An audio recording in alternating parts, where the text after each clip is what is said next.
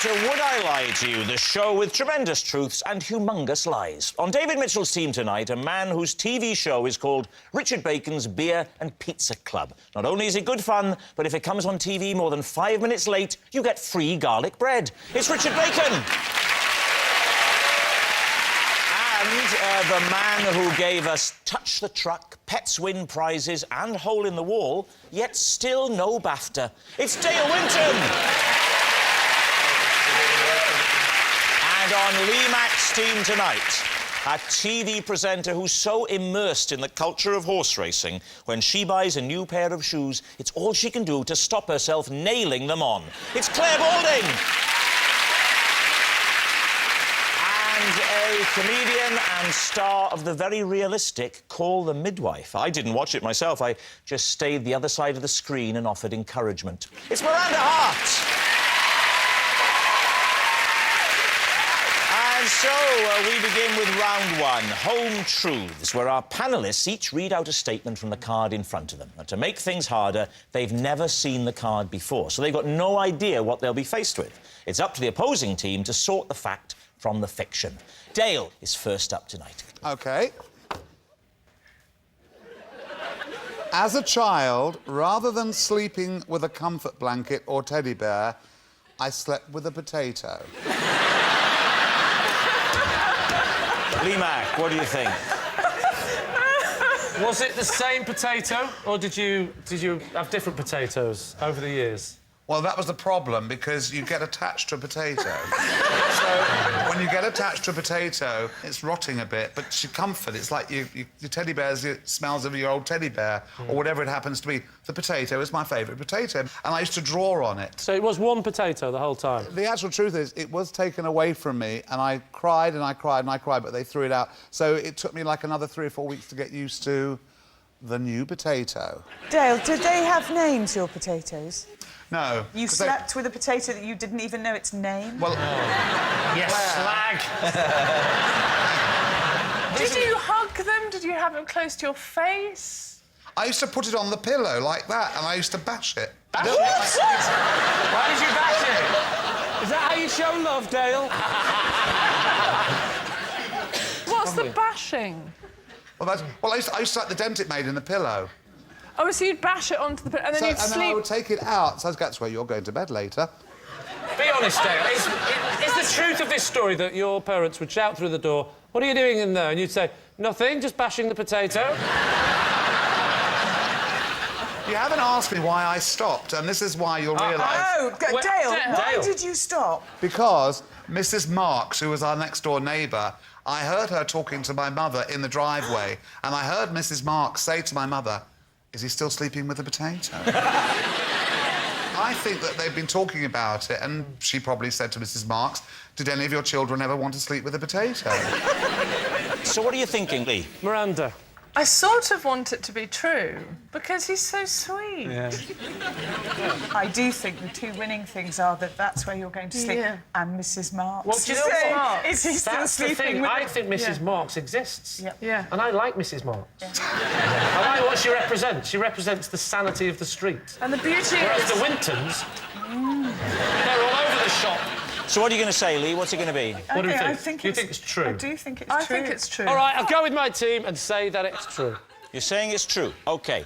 Dale Winton, the potato in the bed.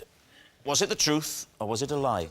I have slept with many things over the years, because I'm a very old man, but I have never slept with a potato. It's a lie!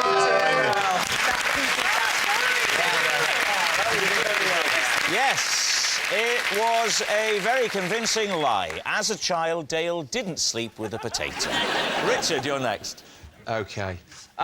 When I worked in McDonald's, my long-term girlfriend joined the queue to my till, and when she got to the counter, she dumped me. Lee. So how old were you? I was 18. I think I was 18. OK, so you're 18 years old. How long did you consider a long-term girlfriend to be when you were 18? Well, she was actually my first girlfriend. Her name was, presumably is, Kate. Not in touch, she could have died. I mean, I don't know, you know. But... Yeah, look on the bright side. Kay dumped you. Was she special? She was, she was... It's a special K joke. I'm not explaining them all. Oh, very Am I allowed to good. mention special K, Rob, or do I have to mention crunching on cornflakes? Well, I think when it comes to breakfast cereals, there is one that stands head and shoulders above all the rest. So how long was long-term? 2 years. But when you're 18, that's a long-term Can you relationship. remember what she said to you? I can't actually, Miranda, no. But what made it doubly heartbreaking was I loved that job, and... What? Well, you didn't get a sack, did you? Well, no, but I loved the job, and then she came in and broke my heart at this place that meant so much to me, and that added to the emotional impact of what she said. What was it about the job that you loved so much? Let me tell you a fact about this place. This is amazing, right? The regular meat, which is the meat that goes in their signature burger, it goes from frozen to fully cooked in 44 seconds. I found this amazing. Fascinating. Well, I wonder why she dumped you. I thought... I think we should get back to the girl. Well, she got to the front of the queue, she dumped me there and then, and I left my station, didn't serve the other customers, and then I went to the storeroom and I sat on a box of gherkins. And I cried my eyes out. Oh, that's gherkins for you, though. Kay put in her order. She puts in her order and says, I would like burger and... Okay. Kate. Oh, that changes everything. What's her name? Kate. Hang on, Richard, what's her name? Special K joke doesn't work, I didn't want to say anything. No. Oh, it's Kate. Kate. I thought it deserved a bigger laugh. I wondered why the hell you said it. You're always trying to work it round to crunchy nut. Leave him alone. Why don't... Richard, you be young Richard, OK, at the counter of this fast food outlet. OK. David, Yes. you are a normal customer. OK. Dale is Kate. Could I please have a fillet o fish, but with no cheese? Hold the cheese, and put the cheese on the chips, please. But not Excuse with me, cheese sorry. and bread. Excuse me, where are the toilets? They're just... they're actually just next to my till, actually. The door's just about there. I'll, see you later, Kate.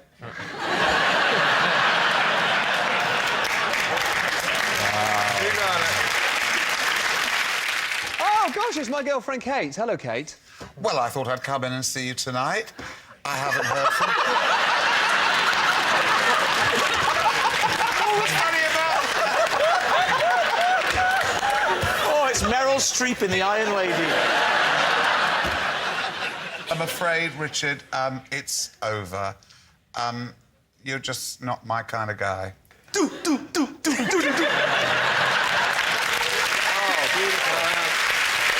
Beautiful. So what are you thinking, Lee? Does this sound credible to you? I'm suddenly going truth, and I think he was dumped in a queue at said burger joint. Said burger joint. I find it staggering that he remembers all the facts that he remembers about how long it takes meat to defrost, and yet he cannot remember what she actually said There's when an she got answer to to the that. front of the queue. But is he... The answer to that is he's a man. So, Lee, what's it going to be? Truth or lie? Are we going... You're saying lie, Claire. Is that what you're saying? saying- Miranda says true. Yeah. Go on, I will go with Miranda and say it's true. You're going to say it's true? OK. Richard Bacon, was that the truth or was it a lie? That story is true.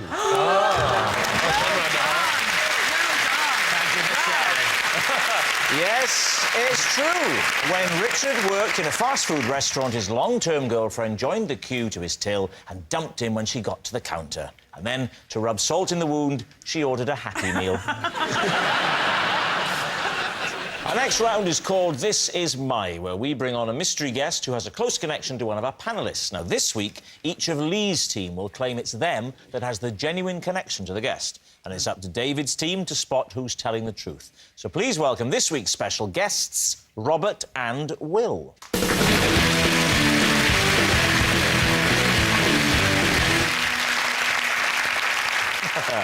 So, Claire, what are Robert and Will to you? This is Robert and Will. They do my garden, and to avoid the embarrassment of me ever getting them mixed up, I call them both Barry. OK. Lee, how do you know Robert and Will? This is Robert and Will. I once used them to convince an audience I could teleport people. And finally, Miranda, your relationship with Robert and Will? This is Robert and Will. I was a judge at the Identical Twins of the Year award, and they came third, but we had to disqualify them because it turns out they were two of triplets. Wow. There we have it. So, Claire's green-fingered Barrys, Lee's teleporting twosome, or Miranda's cheating triplets. David, where'd you begin? Explain the rationale behind the Identical Twins of the Year awards. Well, I have to say, when I was asked to come along and judge, I was a little confused, but I think there's a sort of magazine or trade magazine, or it's part, or there was some... A trade magazine? Well, What's the trade? Twins! For the marketing of twins. Twins. Yeah, I've heard of that. I've actually heard of the competition, yes. There is a competition to do There with are. twins. What do they have to do in the competition? Well, there's the physical look-alike thing, like how much they look alike. Right. And then they also do kind of games like Mr. and Mrs. type games, so it's a personality thing as well. How did they do? Did they win, or...? No, they came third, but they were then disqualified. What? Oh, because of the triplets thing? Yeah. And we did see a third, but I didn't see it, but apparently there's a third one. So the triplet turned up to this event? Yes! That's not exactly Moscow rules, is it? The third one was picking them up to take them home. And was seen. Claire, Robert and Will are your gardeners, and you call them both Barry. Isn't that a bit of sort of an affront to their individuality? No, because the first time I did it, I said, would you like a cup of tea, Barry, love? And as soon as you put love on the end of it, they're fine with it. They just smiled and had a cup of tea, and they were fine. And do you know, a lot of... when sound engineers work a lot on outside broadcasts, they all call each other Percy. They all call each other Purse, and so they call me Purse as well, and I call them Purse, and I called them Barry. Yeah. Why? Because they work with so many different people, they can't actually remember everyone's names. Are you sure they're not trying to mug you? Purse! Purse! Those nails, they're very clean for gardeners, aren't they? Well, I hope they've had a bath before they come tonight. No, but they are pristine, beautiful, soft hands. I'm not coming on to you. Richard, if you want to go and have a look, you can. Thank you very much. I'd love to do that. You're not allowed to touch, but you can look. Yeah. Do you want to have a look, Dale? Would you like to Not get up close? particularly. Really? Oh, well, go on then. I'm now not as attracted to these hands as I once was. There's actually some dirt under the nails. All right. Don't touch, Dale. Just Could look. you turn them over? I feel I should have a look as well, or it'll look unconscientious. This here looks like it actually... That could be the remnants of soil. They're not very big, so... You know what your gardener's hands look like? I don't know. Unlike everyone else here, apparently, I don't have a gardener. I know you probably expect I'd have about 9. What did you think of what you saw there, Richard? How did the hands rate for you? That's actually really thrown me a little bit now, and I sort of slightly regret going over there, to be honest. What did they look like? Well, from this distance, they're beautiful, pristine, manicured hands, and actually close up, there's some dirt under the nails. I hope to God these poor fellas are gardeners. They're not, by the way.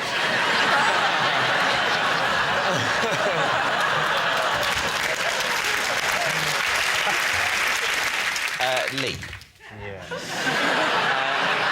Now, You're going to bother going through this one, are you? what was this particular show? You were trying to pretend to the audience that you were able to teleport people. Correct. Was it a stage show or TV show? Was it a stage show or a TV show? Oh, that's funny. Are you an interpreter of Dale? I thought you'd said it. I'd missed it, so I was asking my team captain. So what's your friend saying, David? What was it, a stage show or a TV show? OK. It was a stage show. And where was it on? It was on at the Hackney Empire. And when was it on? It was on in the mid-90s. And what was it called? It was a new act competition for new people, and I thought, I'll do a magic trick because it'll impress everyone. Yeah, make up for the comedy. Like it's at the end. I'm sorry, everyone, but I can't teleport. Talk me through the act. What did you do? Good. Magic circle, love. Magic circle. Right. Can't tell you anything. You don't have to tell us. So, what's the illusion we're supposed to be seeing? So I'm not going to tell you how much it's a magic circle. You're not going to say how you made it look as if you teleported. Oh, no. Oh, I see. You're very wise. We'll never... I'm not giving away my secrets on television. So go on, Lee. What did you do? You're there on the stage. The So I'm on audience stage, are enwrapped. So I come on and I bring someone out the audience and then I put them in a box at one side of the stage, or in a cupboard, actually. I put them in a cupboard. And then I do a bit of the showbiz magic. Yeah. Said a few words, not remember now. Might have been Alakazam. And then do the side, and then I open up a box, and out comes the first person who's gone in. Out the other. Well, it looks like that. Yeah. But clearly he's already in the box. And he sits down, and the audience give me a big round of applause. So that's actually quite good. And he goes and sits down in the seat. So you've done the teleport thing. Then what do you do? Straight into the levitation. I'm not an idiot. Actually, as a technique for a magic trick and trying to make it look as though someone's magicked across the room, it's actually quite clever using identical absolutely. twins. Do you still do it in the Hey, act, don't though? tell me. Tell the judges that night. Well, how did you do? Awful. Came third. Turns out I was a triplet. Right, we need an answer. So, David's team. Are Robert and Will Claire's green-fingered Barrys, Lee's teleporting twosome, or Miranda's cheating triplets? What do you think, Dale? I think it's Lee. I think he's telling the truth. OK, Richard, what about you? I don't believe Lee, and they had a bit of soil on their hands. I think the gardeners. David, what about you? I don't think Lee did a random magic trick at the beginning of his tryout spot at the Hackney Empire in 1995. Maybe he did, but I don't believe it. So I think I agree with Richard. I think it's Claire. You think it's Claire? Yeah. OK, here we go. Robert and Will, would you please reveal your true identity? I'm Robert. I'm Will, and Lee tried to convince an audience that he could teleport.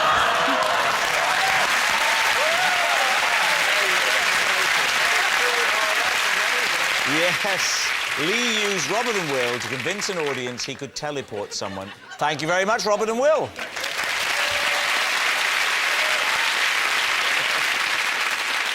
Which brings us to our final round, quick-fire lies. We start with... Lee. Possession. Right, there's a box under the desk, Lee. Now, I'd like you to take the item out of the box and hold the object, then read the card out, please.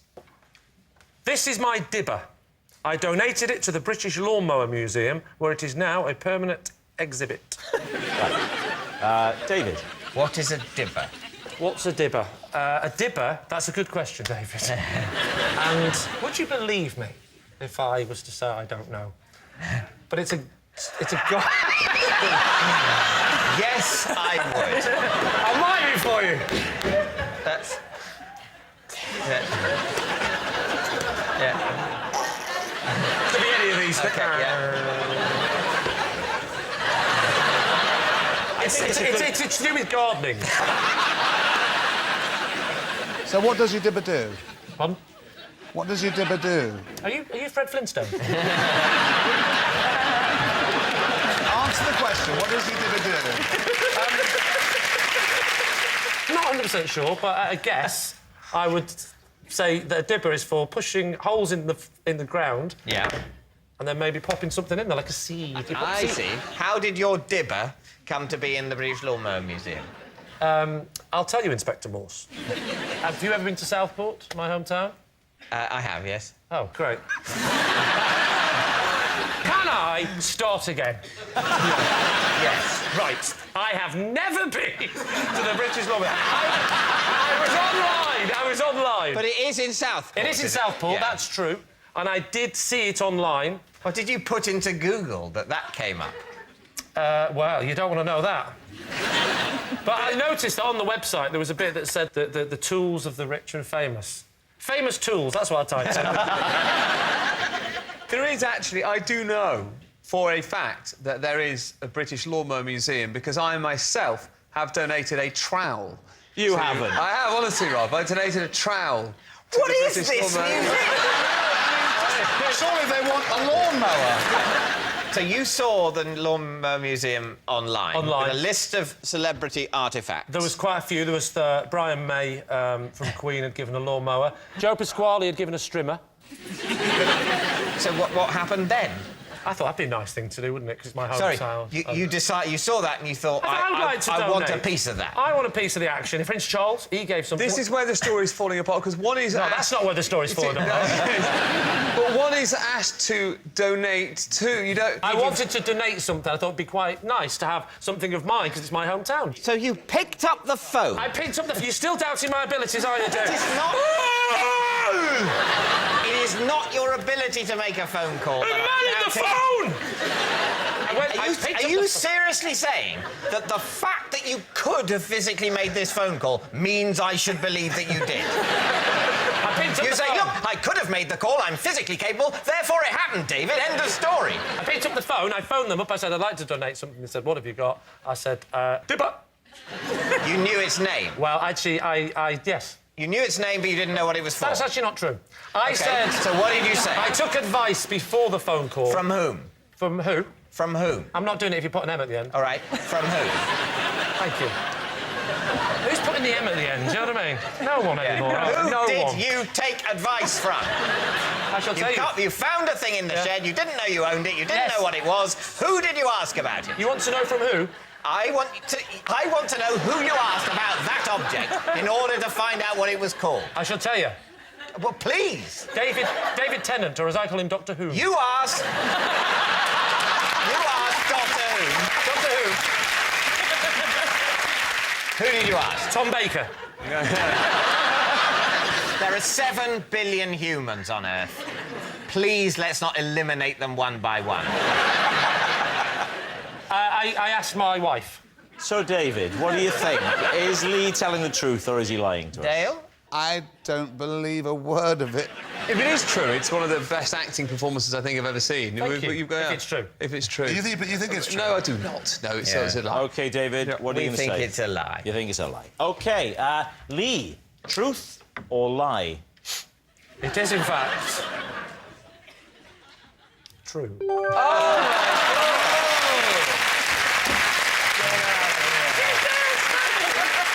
Not only is it true, but how exciting is this? We've got a picture. There it is, in situ, at the British Lawnmower Museum. Yeah, it's incredible, isn't it, eh? Just a simple tool who donated his dibber to the British Lawnmower Museum. Next. It's Miranda. I once embarrassed myself in front of the local vicar at Christmas. Is that it? Vague, isn't it? Is that all we're getting? Well, no, we can get more. What happened?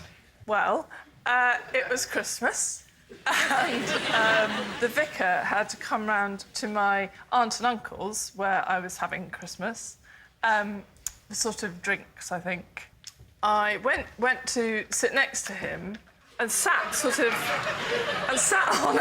on the edge of a sofa. And as I sort of sat back like that, I broke enormous wind. And did he say anything? He sort of... It's here! No, I don't think he did, which is what made it so funny for me. Why did you go over to sit next to the vicar to start with? Because I think my sister was there, and I thought, oh no, she's been lumbered with the vicar. And I thought, oh, she might need some conversational help. Brilliant. Yeah. Which I sort of provided.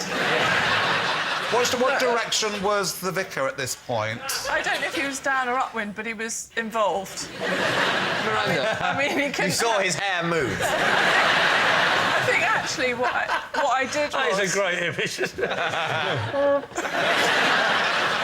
I think I burst out laughing, did one of those laugh spits. Laugh spits? So having farted at the man, you then spat on him. You know when you go... So it was like...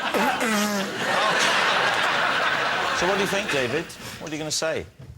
Miranda, The way you told the story at the beginning, I couldn't work out. You had a lot of pauses in there. Was that for effect, or were you thinking it up as you went along? And I think probably worth it, making it up as you went along. So I think it's probably a lie.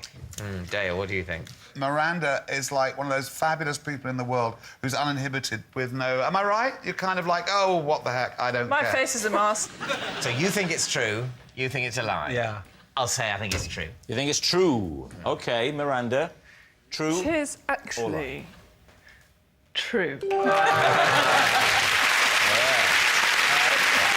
Yes, it's true. Miranda did embarrass herself in front of the local vicar. Next.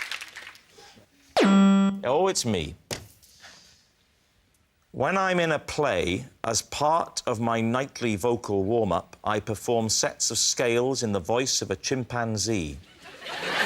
Okay, will you give us a quick rendition? Of course.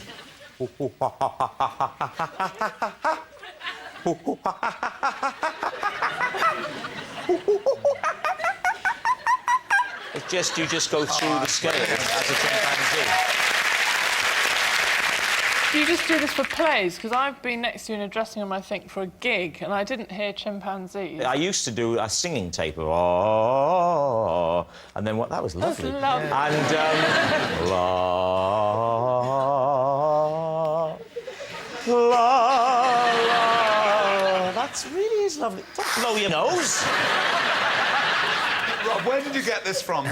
Who was it? Another celebrity that gave you the idea? No, it was one night I was doing it, and the other actor said, when I started going, ooh, ooh, ooh, ooh, ooh, ooh, ooh, to just relax, ooh, ooh, ooh, he said, you sound like a chimpanzee. So then I went, ooh, ooh, ooh, ooh, ooh, ooh, and I found it really opened up the diaphragm, and it actually worked. Can you go the other way? Can you go from the high note That's down what to the Dale low? was asking me earlier.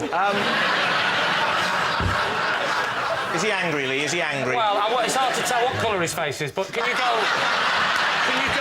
Can you go from the high note down... Oh, excellent. That is good. Who was the actor who said you looked like a chimpanzee? Miranda, you know very well he didn't say I looked like a chimpanzee. You're not going to trip me up like that. It was Kenneth Branagh. Kenneth Branagh gave you this idea. He did. Yeah, laugh it up, Balding. I know your reaction was to The reaction was, how preposterous. The man with the breakfast cereal would be in a play with Kenneth Branagh. Yet it was true. So what are you thinking? Mitchell, Winton, Bacon. I think it's true. You think it's true? Do you think it's true? Oh, Dan? absolutely. He does it Yeah. so well. I think it would sort of help. Yeah. What about you? Balding, Mac, Hart. That sounds a series of illnesses, that. I mean, so... I'm afraid you've got balding Mac heart. So what are you going to say? I think he's probably lying. I think it's true. Imagine You're you saying and true, Branagh you're in saying the it's a wings lie. having a right old hoot doing that together. You say... No, well, I'm going to go with What? Claire. Say You're it's going to a say lie? Yeah. You're saying lie? You're saying true? True. It is, in fact, a lie. Well done, Claire. It's a lie. When I'm in a play, I don't perform sets of scales in the voice of a chimpanzee. Oh, that noise signals time is up. It's the end of the show. I can reveal that Lee's team have won by 4 points to 2. But, of course, it's not just a team game. And my individual liar of the week this week is Dale Winton. Yes, Dale Winton, a man who lies so much, I don't know how his wife and 3 children put up with it. Good night.